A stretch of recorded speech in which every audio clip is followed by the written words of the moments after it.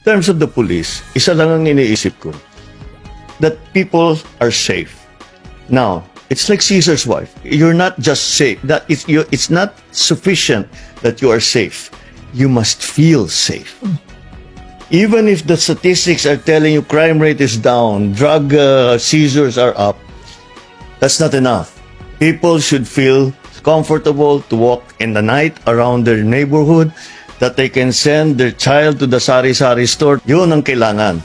Kaya ginawa namin, and I saw si Nick Torre is effective at that. And so that's why we, in the end, we chose him for PNP chief.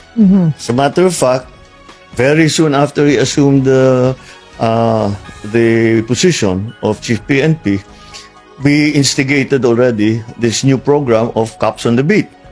And nararamdaman na kagad. That's the only way to regain the trust. And that's the only way that people will feel safe. Well, whatever, kahit anong mangyari dito, si patrolman ganyan-ganyan, nandyan lang yan. Santawag lang, tatakbo na rito yan.